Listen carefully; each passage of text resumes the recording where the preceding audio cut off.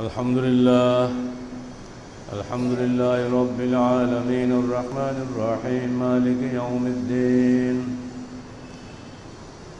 يا أيها الذين آمنوا اتقوا الله حق تقاته ولا تموتن إلا وأنتم مسلمون يا أيها الناس اتقوا ربكم الذي خلقكم من نفس واحدة وخلق منها زوجها وبث منهما رجالا كثيرا ونساء واتقوا الله الذي تساءلون به والأرحام إن الله كان عليكم رقيبا يا أيها الذين آمنوا اتقوا الله وقولوا قولا سديدا يصلح لكم أعمالكم ويغفر لكم ذنوبكم ومن يطع الله ورسوله فقد فاز فوزا عظيما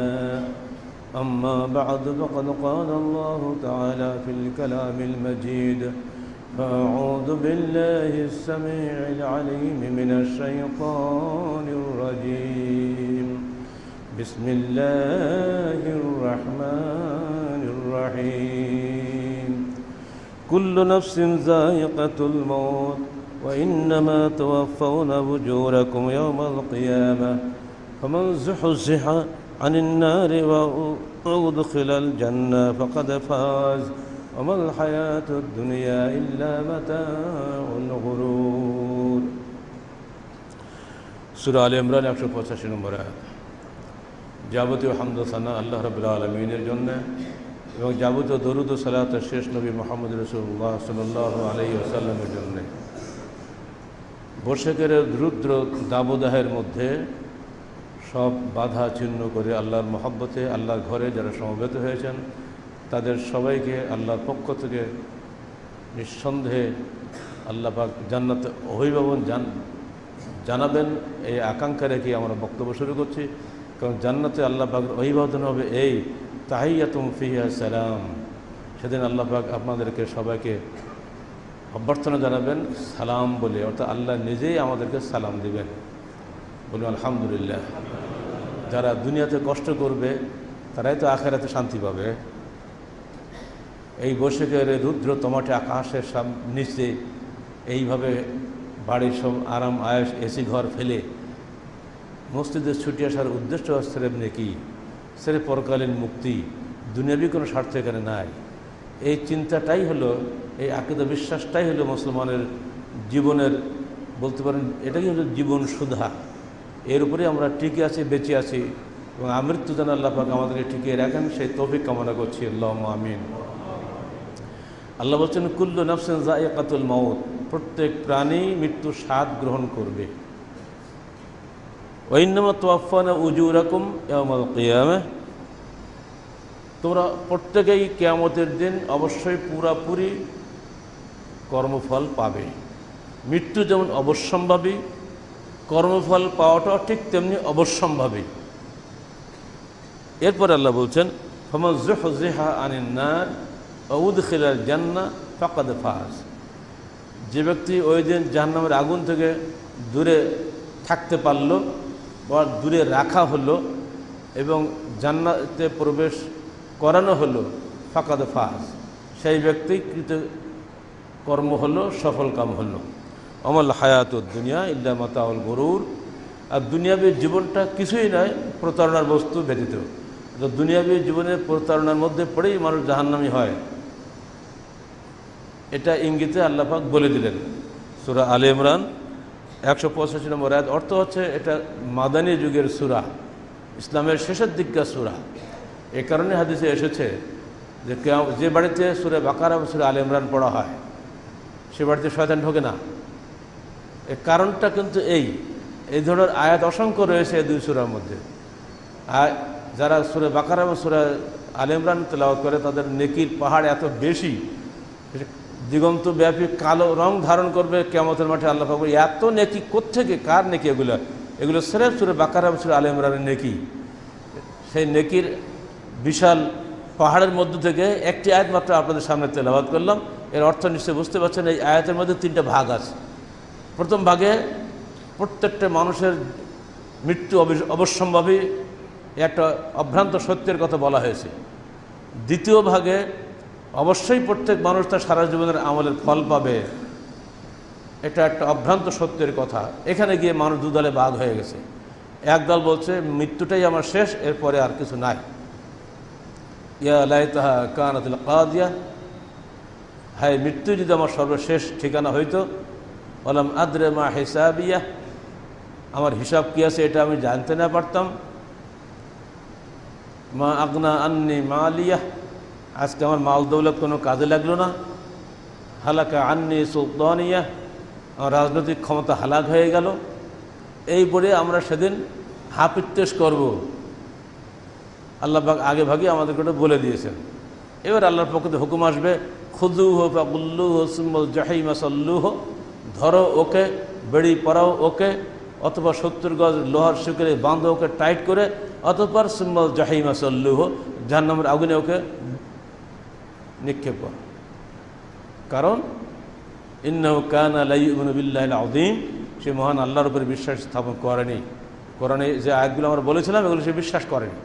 ওয়ালা ইয়াহুদ্দু আলা তুআমিল মিসকিন, মিসকিনদের খানা দেওয়ার ব্যাপারে সে উৎসাহিত বোধ করেনি, মানুষকে উৎসাহ দেয়নি। নিজে খাবে হালুয়া পোলাও বিরিয়ানি, এতিম মিসকিন না খেয়ে মরছে, সেদিক সে টাকা দেয় না। দেখেন মৌলিক কতগুলো নিদর্শন এখানে আল্লাহ বলে দিচ্ছে জাহান্নামীদের। প্রথম হলো এই জাহান্নামীদের প্রথম লক্ষণ এই কোরআনের কথা ওরা বিশ্বাস করতে চায় না। আর দ্বিতীয় বাহ্যিক হচ্ছে এই যে এতিম মিসকিনকে তারা খেতে দিতে কাউকে উৎসাহিত করে না। আরও তো বহু নিদর্শন আছে, তাই না? বাছাই করা একটা নিদর্শন বলার মানেটা কি? এটি সবচেয়ে গুরুত্বপূর্ণ নিদর্শন। আর তাদের বাহ্যিক যারা জাহান্নামী তাদের খারাপ নিদর্শন এই ইয়াদউল ইয়াতীম আর আয়াতুল্লাযী ইউকাযযিবুদ্দিন, নাকি ইউকাযযিবুবিদ্দিন, তবে কি ফাযালিকাল্লাযী ইয়াদউল ইয়াতীম। তুমি কি দেখেছো ওই লোকটাকে যে কিয়ামতে অবিশ্বাস করে? তার লক্ষণ হচ্ছে এই ফাযালিকাল্লাযী ইয়াদউল ইয়াতীম, সে এতিমকে ধাক্কা দেয়, গলা ধাক্কা দেয়। অন্য আর তো বহু সাইড আছে, মিথ্যা কথা বলা, চুরি করা, বদমাইশি করা, কত কিছু আছে। কিন্তু আল্লাহ পাক ওই আয়াতে এবং এই আয়াতে দুই জায়গায় একটাই নিদর্শন বর্ণনা করেছেন, তারা এতিম মিসকিনের প্রতি তারা ক্রুদ্ধ। এতিম দেখলে, ফকির দেখলে খেপে যায়। এই জন্য আমরা যে বারবার বলি আপনাদেরকে, এতিমখানা এখানে আছে, সারা দেশে আমরা এতিমখানা চালাই, শুধু এখানে না, 10-12টা মার্কাজ আমাদের সারা দেশে আছে। আপনারা এখানে টাকা দেবেন, সারা দেশে চলে যাবে। আপনাদের আগ্রহ হয় না, এটা কিন্তু জাহান্নামের লক্ষণ। বারবার তোষামত করবো নাকি? আমরা জানিয়ে দিচ্ছি, আপনার ইমানকে জিজ্ঞেস করবেন। আপনি অবশ্যই এতিমের সদস্য হবেন। একটা এতিমের খরচ হয় মাসে 2,500 টাকা, বছরে 30,000 টাকা লাগে একটা এতিমের পিছনে। আমার দেওয়ার লোক নাই। এই জন্য দুটো আয়াত পরপর সিরিয়াল আল্লাহ, মানে দুটা সূরাতে আল্লাহ বলে দিচ্ছেন, তুমি কি জানো ওই ব্যক্তিকে, যে ব্যক্তি কিয়ামতকে অবিশ্বাস করে, তার বাহ্যিক নিদর্শন এই ফাযালিকাল্লাযী ইয়াদউল ইয়াতীম, সে ইয়েতিমের গলা ধাক্কা দেয়। আর সূরা আল হাক্কার শেষের দিকে বলা হচ্ছে যে মরার পরে যখন তাকে আল্লাহ পাক উঠাবেন, তখন সে হায় হায় করবে, হায় হায় রে, মৃত্যুই আমার চূড়ান্ত সীমানা, হয়তো আমি আমার হিসাব না জানতাম।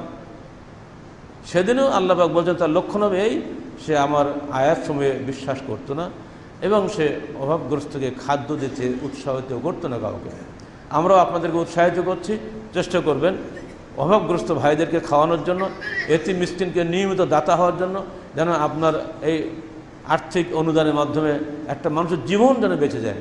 অন্য হাদিসে রয়েছে না, একটা জীবনকে বাঁচানো পৃথিবীর সবচেয়ে নেকির কাজ। সে শুধু মানুষের জীবন না, যে কোনো একটা জীবন যদি আপনি বাঁচিয়ে দেন, তাহলে এটাই আপনার পরকালে মুক্তির ওসিলা হয়ে যাবে। আপনি দিচ্ছেন হয়তো 50 টাকা, দিচ্ছেন হয়তো 100 টাকা, কিন্তু এই দিয়ে যে সমস্ত 50-100 জমা হয়ে যে একটা রুজির ব্যবস্থা হয়ে যাচ্ছে একটা এতিমের, তাকে কিন্তু আপনি চিনেন না, অথচ হয়ে যাচ্ছে ব্যবস্থা। এইভাবেই দুনিয়া চলে। এবং এটাকে আল্লাহ খুব পছন্দ করেছেন। যারা এটা করে না তারা জাহান্নামী হওয়ার লক্ষণ, দুনিয়াবী লক্ষণ। আজকে এ বিষয়ে আমরা, জান্নাতি হতে গেলে তাকে অবশ্যই নেকির কাজের উপরেই মরতে হবে। জান্নাতি হওয়ার লক্ষণ হচ্ছে সে নেক আমলের উপরে মৃত্যুবরণ করবে। বদ আমলের উপরে যদি মৃত্যুবরণ করে, সে কি জান্নাতি হবে নাকি? তা নেক আমলের উপরে মৃত্যুবরণ করার আকাঙ্ক্ষা আমাদের থাকতে হবে না? কখন মৃত্যু হবে তা কি আমি জানি। অতএব প্রতি মুহূর্তে যত নেক আমলের মধ্যে আমি থাকি সেই চেষ্টা করে যেতে হবে। এই আয়াতের পরেই আমরা একটা হাদিস আপনাকে শুনিয়ে দিই, তাহলে বুঝতে পারবেন আল্লাহ রাসূল কি ব্যাখ্যা দিচ্ছেন হাদিসে। আন সাহাল বিন সাদিন ক্বালা ক্বালা রাসূলুল্লাহ সাল্লাল্লাহু আলাইহি ওয়াসাল্লাম ইন্নাল আবদা লা ইয়ামালু আমালা আহলিল নার ওয়া ইন্নাহু মিন আহলিল জান্নাহ ওয়া ইয়ামালু আমালা আহলিল জান্নাহ ওয়া ইন্নাহু মিন আহলিন নার। বান্দা জাহান্নামী আমল করে অথচ সে জান্নাতবাসী, আবার কোনো বান্দা জান্নাতি আমল করে অথচ সে জাহান্নামবাসী। ওয়াইনুল আমাল বিল খাওয়াতিন, মনে রেখো শেষ আমলের উপরেই তার সব কিছু নির্ভর করে। ওয়াইনুল আমাল বিল খাওয়াতিন, ছোট্ট হাদিসের শেষ অংশটুকু মাথায় রাখবেন, মনে রাখবেন শেষ আমলের উপরেই তার পরকাল নির্ধারিত হবে। মুত্তাফাকুন আলাইহ, বুখারী মুসলিম হাদিসগুলি। এর শেষ আমল যে কোনটা সে কি আপনি জানতে পারবেন? তাহলে বোঝা গেল শেষ আমল যদি সুন্দর হয় তাহলে ধরে নেওয়া যায় যে আপনি ইনশাআল্লাহ জান্নাতি হবেন। আন ইবনে মাসউদ রাদিয়াল্লাহু আনহু قال قال رسول الله صلى الله عليه وسلم قال حدثنا رسول الله صلى الله عليه وسلم وهو الصادق المصدوق। ইবনে মাসউদ বলছেন একদিন আল্লাহ রাসূল আমাদেরকে হাদিস শোনালেন, وهو الصادق المصدوق, তিনি সত্যবাদী এবং তাকে সত্যায়িত করা হয়েছে, অর্থাৎ এই রাসূলের জবান দিয়ে কোনো মিথ্যা কথা বের হয় না। দেখছেন সাহাবীরা কীভাবে সম্মান করতেন আল্লাহ রাসূলকে। وهو الصادق المصدوق, তিনি কি বললেন? ইন্না খালকা আদাকুম ইউজমাউ ফি বাতনি উম্মিহি 40 ইয়াওমান নুতফাতান, তোমাদের যে আকৃতি গঠন করা হয় তোমাদের মায়ের গর্ভে প্রথম 40 দিন শুক্রবিন্দু আকারে তোমরা থাকো। সুম্মা ইয়াকুনু আলাকাতান মিসলা যালিক, অতঃপর বাকি 40 দিন তুমি রক্তবিন্দুতে পরিণত হও। সুম্মা ইয়াকুনু মুদগাতান মিসলা যালিক, অতঃপর বাকি 40 দিন তুমি গোশতপিণ্ড হও। সুম্মা ইয়াবআসুল্লাহু ইলাইহি মালাকান বিআরবা'i কালিমাত, অতঃপর আল্লাহ তোমার মায়ের গর্ভে একটা ফেরেশতা পাঠিয়ে দেন 4টি কলমা নিয়ে, 4টি বিষয় নিয়ে।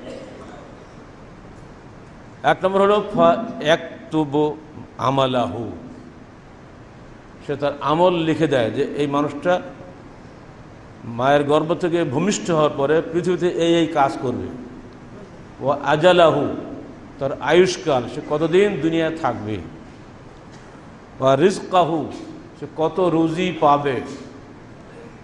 বা শাকিউন আও সাঈদুন, এই মানুষটি সৌভাগ্যবান হবে, হতভাগা হবে না সৌভাগ্যবান হবে।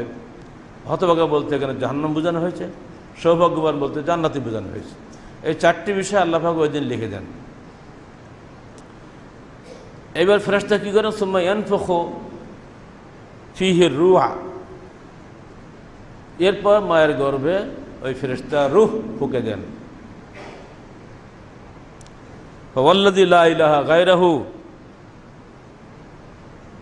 ইন্না আহাদাকুম লা ইয়ামালু বিআমালি আহলিল জান্নাহ, যিনি ব্যতীত কোনো প্রভু নাই, ইলাহ নাই, মাবুদ নাই, তার কসম করে বলছি নিশ্চয়ই তোমাদের কেউ লা ইয়ামালু আমালা আহলিল জান্নাহ, জান্নাতের আমল করবে। হাত্তা ইয়াকুনু বাইনাহু ওয়া বাইনা ইল্লা যিরাউন, অতঃপর তার এবং জান্নাতের মধ্যে আর 1 হাত জায়গা বাকি থাকবে, অর্থাৎ জান্নাত প্রায় পৌঁছে যাওয়ার মতো অবস্থা ঘটবে। ফায়াসবিকু আলাইহিল কিতাব, এইবার তার উপরে তার তকদির বিজয়ী হবে। ফায়ামুলু বিআমালি আহলিন নার ফায়াদখুলুহা, অতঃপর সে জাহান্নামের আমল করবে এবং সে জাহান্নামে প্রবেশ করবে। ওয়া ইন্না আহাদাকুম লা ইয়ামালু আমাল আহলিন নার হাত্তা মা ইয়াকুনু বাইনাহু ওয়া বাইনাহা ইল্লা যিরাউন, তোমাদের মধ্যে কোনো ব্যক্তি জাহান্নামের আমল করবে, অতঃপর জাহান্নাম থেকে তার দূরত্ব মাত্র 1 হাত থাকবে। ইতিমধ্যে সে জান্নাতের আমল করবে, অতঃপর তার মৃত্যু হয়ে যাবে, সে জান্নাতে প্রবেশ করবে। এটা কিন্তু আল্লাহর কসম খেয়ে বলছেন, বিষয়টা গুরুত্বপূর্ণ বিষয়। এটাও বুখারী মুসলিমের হাদিস। ওয়ান আলিয়্যিন ক্বালা ক্বালা রাসূলুল্লাহ সাল্লাল্লাহু আলাইহি ওয়াসাল্লাম মা মিনকুম মিন আহাদিন ইল্লা ওয়াকাদ কুতিবা মাকআদুহু মিনান নার ওয়া মাকআদুহু মিনাল জান্নাহ, তোমাদের মধ্যে এমন একজন মানুষও নাই যার ঠিকানা জান্নাতে বা জাহান্নামে করা হয় নাই। এই দুটার মাঝখানে কোনো ঠিকানা কারো নেই। আমরা যারা বসে আছি মসজিদে, আমাদের সবারই ঠিকানা নির্ধারিত হয়ে আছে, জান্নাতে অথবা জাহান্নামে। ক্বালু ইয়া রাসূলুল্লাহ, হে আল্লাহর রাসূল, আফালা নাত্তাকিলু আলা কিতাবিনা ওয়া নাদাউল আমাল, তাহলে কি আমরা আমাদের তকদিরের উপরে ভরসা করে বসে থাকবো না কাজকাম বাদ দিয়ে? এবার জবাব দিচ্ছেন আমার রাসূল, ক্বালা ইমালু ফাকুল্লু মুয়াসসারুন লিমা খুলিকা লাহু, না, তোমরা কাজ করে যাও। মনে রেখো, যাকে আল্লাহ যে কাজের জন্য, যার জন্য সৃষ্টি করেছেন, অর্থাৎ জান্নাতের জন্য হোক আর জাহান্নামের জন্য হোক, যে জন্য আল্লাহ তোমাদেরকে সৃষ্টি করেছেন, কুল্লুন মুয়াসসারুন লাহু, সে কাজ করার জন্য সেটা তার জন্য সহজ হয়ে যাবে। একটা মৌলিক নির্দেশনা আল্লাহ রাসূল দিয়ে দিলেন। এখন আমরা যারা বসে আছি, নিজেকে নিয়ে নিজে চিন্তা করুন, কোন কাজটা আপনার সহজ মনে হয়? জান্নাতি কাজ সহজ মনে হয় না জাহান্নামী কাজ সহজ মনে হয়? নিজে নিজে চিন্তা করা লাগবে। এর জন্য কোনো কেউ আদালতের বিচারের দরকার নেই। নিজের মনকে জিজ্ঞেস করবেন, মিথ্যা কথা বলতে ভালো লাগে না সত্যি কথা বলতে ভালো লাগে? গীবত করতে ভালো লাগে না হক কথা বলতে ভালো লাগে? মানুষের ক্ষতি করে ভালো লাগে, ক্ষতি না করে ভালো লাগে? মানুষ ক্ষতি করে যাচ্ছে, কিন্তু আমি পাল্টা ক্ষতি করছি না, আমার মনে চাচ্ছে না। এই যে চাচ্ছে না অন্যায় করতে, এটা কিন্তু বলে দিচ্ছে আপনি জান্নাতের জন্য সৃষ্টি হয়েছেন। টিট ফর ট্যাট বাংলার কথা, ইংরেজিতে যে যা করে পাল্টা করতে হবে, স্বাভাবিক কথা। কিন্তু না, এমন কিছু মানুষ আছে তারা টিট হয় কিন্তু ট্যাট হয় না, তারা মারে না, মার খায়, পাল্টা মার দেয় না। দেখেন তো নবীদের জীবনে পড়েন একবার, নবীদের কাহিনী তো আপনাদের ঘরে ঘরে আছে, পড়ে দেখেন নবীরা মার খেয়েছে, কেউ কাউ মার দিয়েছে? আমাদের রাসূল এত যুদ্ধ করেছেন, একটা রেকর্ড নেই তিনি কারো গায়ে তরবারি দিয়ে আঘাত করেছেন। মার খেয়েছে, দাঁত ভেঙে দিয়েছে, দরদরকে রক্ত পড়ছে ওহদের ময়দানে। দুঃখ করে বলছেন, কাইফা ইয়াফলাহু কওমুন শাজ্জু ওয়াজহা নবিয়্যিহিম, ওই জাতি কি করে সফল কাম হবে যারা তাদের নবীর চেহারাকে রক্তাক্ত করে দিল। দুঃখ করলেন কিন্তু পাল্টা মার দিলেন না। এটি তো নবীদের তরিকা, তাই না? টিট ফর ট্যাট কিন্তু নবীদের তরিকা না। যখন আপনার মনের মধ্যে এরকম চিন্তা আসবে, তো এই লোকটা আমাকে এত ক্ষতি করলো, আমিও পাল্টা ক্ষতি করব, আমি কম পারি নাকি? বুঝতে হবে আপনি জাহান্নামের জন্য সৃষ্টি হয়েছেন। আপনার জন্য ওই টিট ফর ট্যাটটা সহজ। আর একজন লোককে বলো আপনাকে এত কিছু গাল দিল, আপনি পাল্টা কিছু গাল দেন, জবাব দেন, দাদা রাখো, ওর কথা ও বললো, আমি সবর করবো, নেকি পাবো। ও যত গাল দেবে তত সবর করবো, আমার নেকি হবে, ওর গুনাহ হবে। এটি বড় শাস্তি না?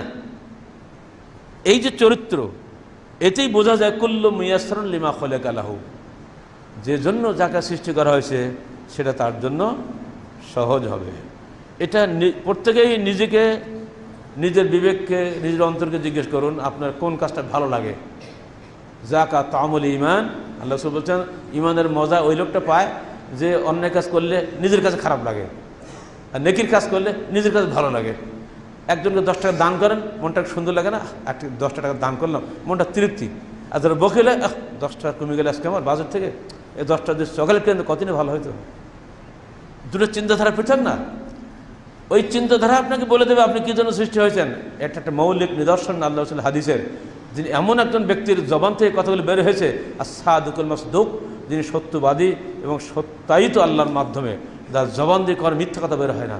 অতএব প্রত্যেক মুসল্লিকে আমরা দৃষ্টি আকর্ষণ করব, নিজের অন্তরকে ওইভাবে তৈরি করুন।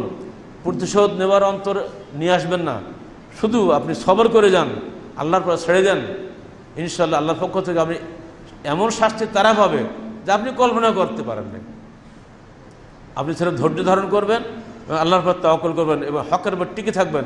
আল্লাহর পক্ষ থেকে ফয়সালা হয়ে যায়। আল্লাহ তো দেখে বান্দা কি করে, দেখি নিজেই শাস্তি হাতে নেবে না আমার উপর ছেড়ে দেবে। যখন বান্দা নিজে শাস্তি দেবে না, আল্লাহর উপর ছেড়ে দেবে, আল্লাহর শাস্তি এমন হবে, একটু দেরিতে হলেও এমন হবে, সে মারাত্মক ব্যাপার। যেমন আল্লাহ রাসূলকে মারার জন্য ষড়যন্ত্র করেনি মক্কার নেতারা। 14 বছর পরে, 12 বছর পরে যে বদরের যুদ্ধে ওই 14 জনের 11 জন একদিন নিহত হয়েছে। এতদিন কিন্তু আল্লাহ রাসূল ধৈর্য ধারণ করেছেন। দেখি আল্লাহ কী করে, উনি কী করলেন, কি উনি বদদুয়া করলেন, আল্লাহুম্মা আলাইকা বিকুরাইশ, আল্লাহুম্মা আলাইকা বিআবি জাহল, আল্লাহুম্মা আলাইকা বিউকবা বিন আবি মুআইদ। এটা বুখারীর হাদিসগুলো পড়ে দেখবেন, মিশকাতের মধ্যে সব আছে।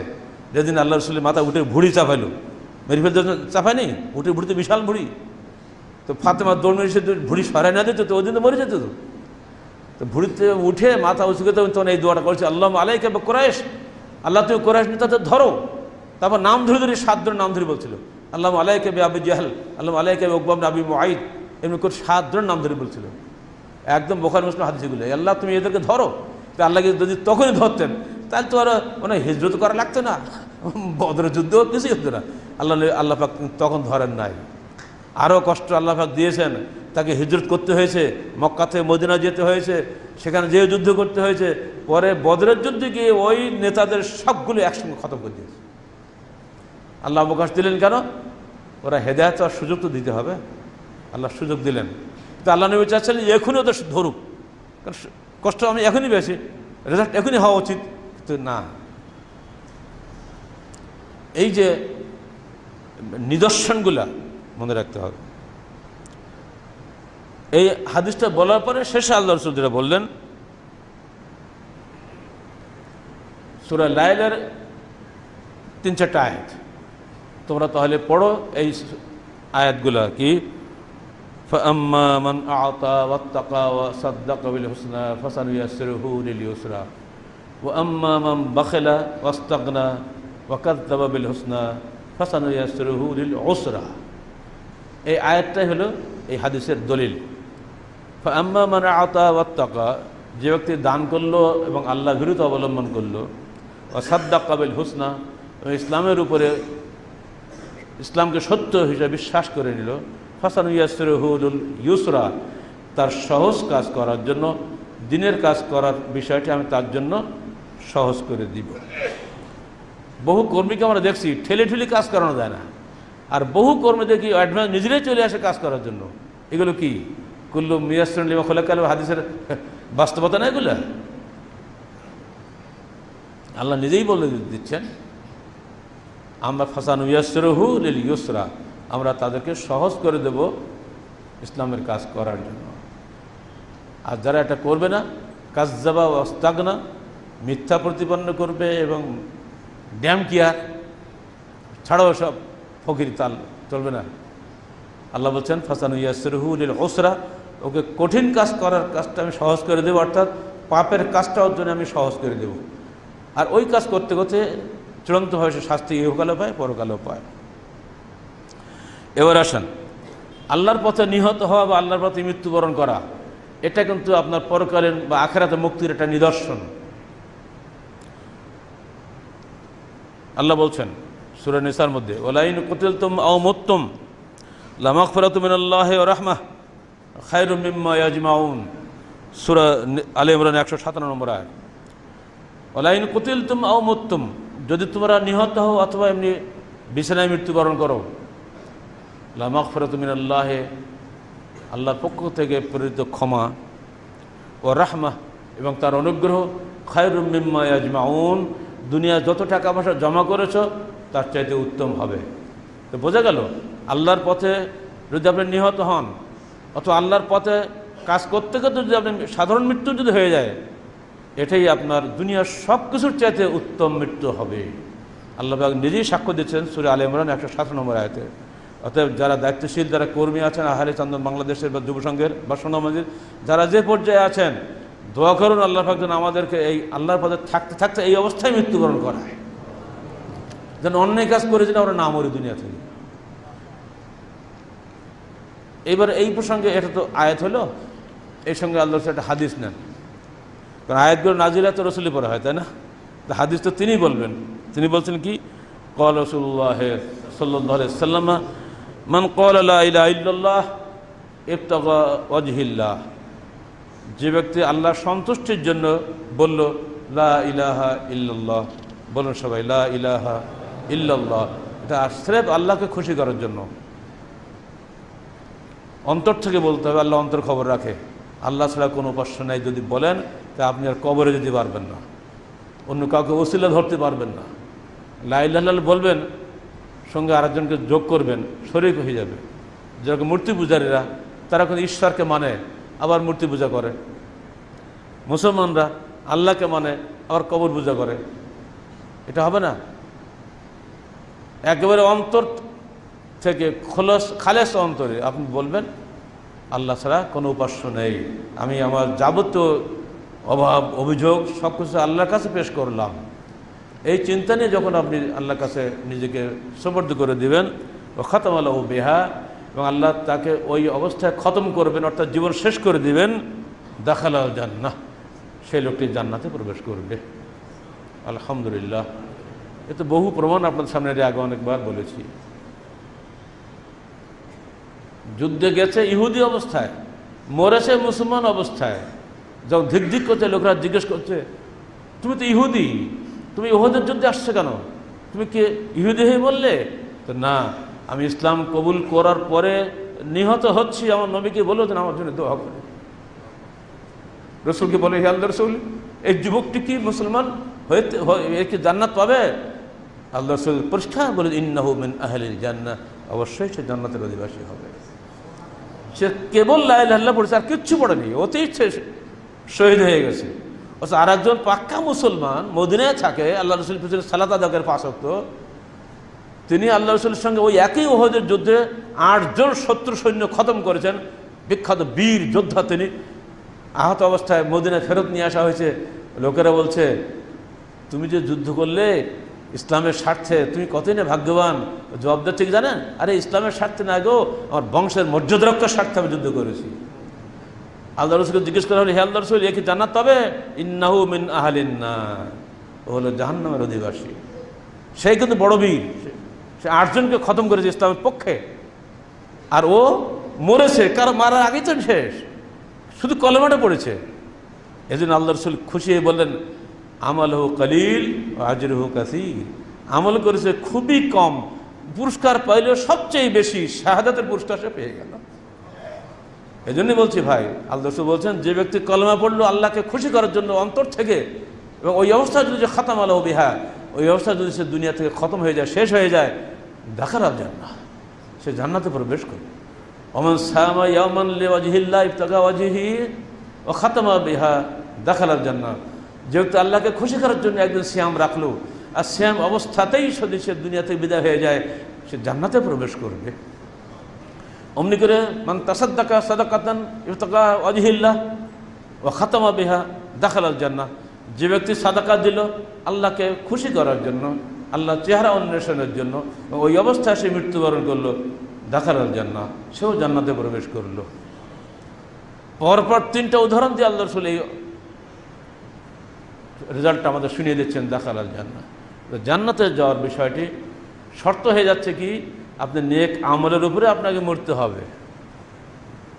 সিয়াম অবস্থা একটা নিঃসন্দেহ নেক আমল, অনেকে সিয়াম রাখে লোক দেখানোর জন্য, ও তো হবে না, ট্র্যাডিশনাল সিয়াম দিয়ে কাজ হবে না। তো সিয়াম হবে আল্লাহকে খুশি করার জন্য, তাহলে তো আল্লাহ আপনাকে জান্নাতে নেবে। ঠিক সাদকা দিচ্ছেন লোককে দেখানোর জন্য নয়, সাদকা দিচ্ছেন আপনি আল্লাহকে খুশি করার জন্য, আল্লাহ আপনার অন্তর খবর রাখে, দাখালাল জান্নাহ, মরে গেলেন সঙ্গে সঙ্গে আপনি জান্নাতে প্রবেশ করবেন। এই যে হাদিসগুলো, কোরআন আয়াতগুলো আমার সামনে আসছে, এগুলো সবসময় মনে রাখতে হবে। এরপরে সর্বশেষ নিসা 100 আয়াতের ব্যাখ্যা দিয়ে শেষ করে দিই। আল্লাহ রাসূল বলছেন, আল্লাহ পাক বলছেন, ওমান ইয়াখরুজ আন বাইতিহি মুহাজিরান ইলাল্লাহ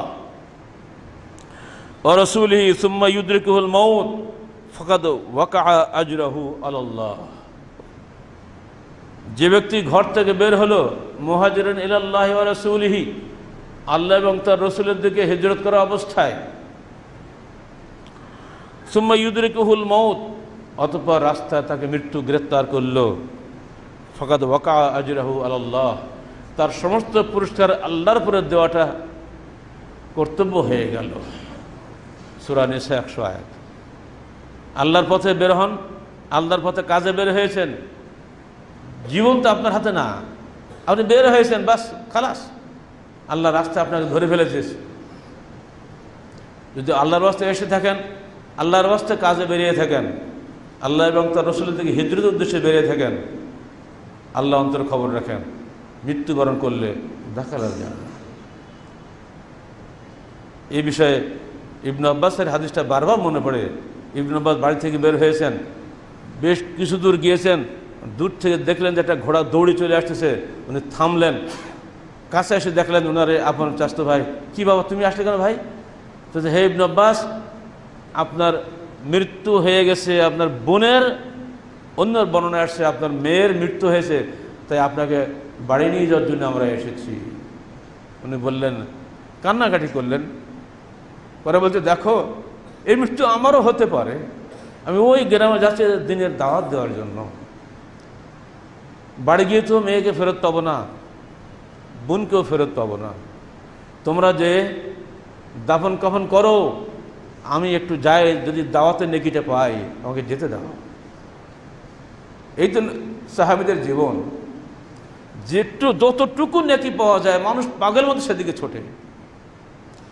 এই লোকগুলি লক্ষণ, কুল্লু মুয়াসসারুন লিমা খুলিকা লাহু, জান্নাতের জন্য যারা সৃষ্টি হয়েছে তারা জান্নাতি কাজ পেলে পাগলে ছোটে সেদিকে। সূরা নিসা তার বাস্তব দলিল, হাদিসগুলো তার বাস্তব দলিল। যারা এখানে আসেন আহলে হাদিস আন্দোলনের উন্নতি তারাক্কির জন্য, দ্বীনের জাজবা হাসিল করার জন্য, শুধু যে আল্লাহর রাস্তায় এসে থাকেন, যদি এখন যেতে যেতে বা আসতে যদি তার মৃত্যু হয়ে যায়, এই আয়াত তার দলিল, আল্লাহর পরে দায়িত্ব হয়ে যাবে আপনাকে জান্নাতে নিয়ে যাওয়ার জন্য। এই জন্য কোনো চিন্তা কারণ আমাদের নেই।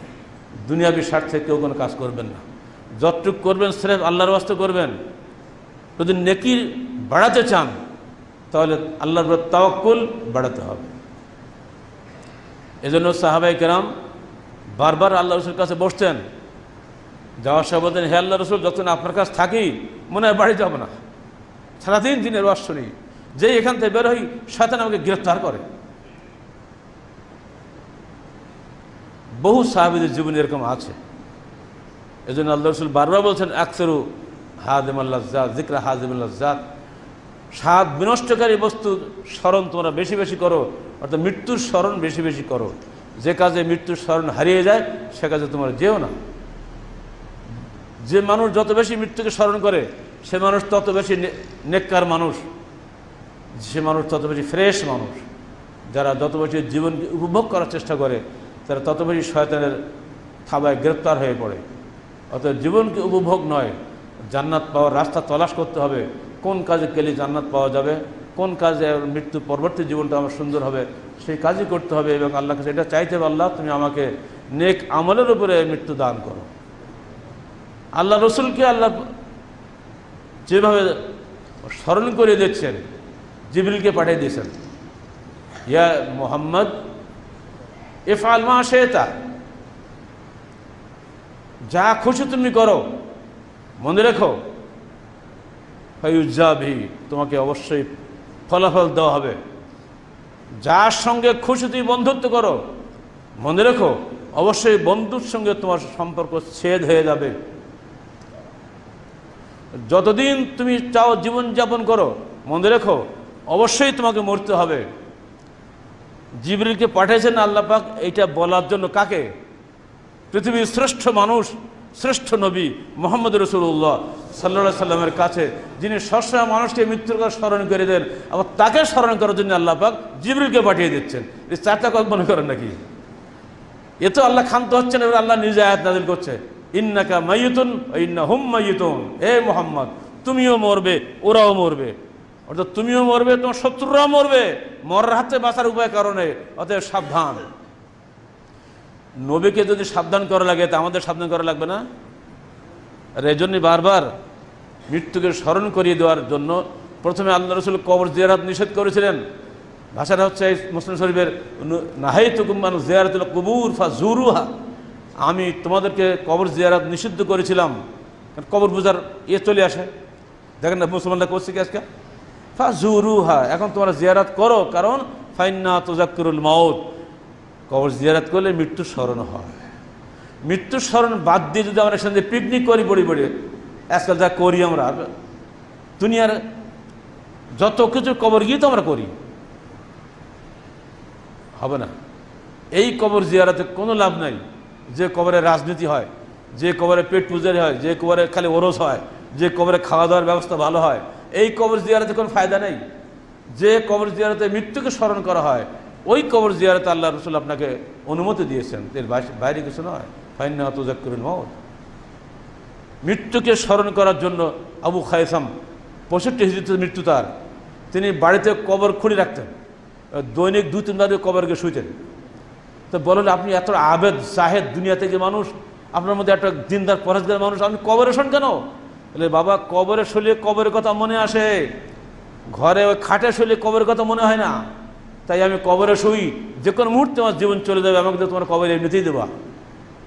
অতএব তোমরা স্মরণ করো সেই স্থানের কথা, যার ডাইনে মাটি, বামে মাটি, নিচে মাটি, উপরে মাটি।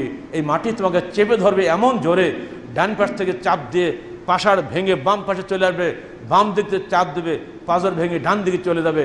এই কঠিন কষ্টের কথা একবার মনে করো। অতএব সাবধান বান্দা, যদি বাঁচতে চাও তাহলে তোমার আল্লাহর ভয় করো। কবরে তো সবাই যাব, সবারই ভাগ্যে একটা কাফনের কাপড় ছাড়া কিছুই জুটবে না। ধনী মানুষ কবরে ঢুকবে একটা কাফনের কাপড় নিয়ে, গরিব মানুষ কবরে ঢুকবে একটা কাফনের কাপড় নিয়ে, কিন্তু ওখানে যাওয়ার পরের অবস্থা কি হবে?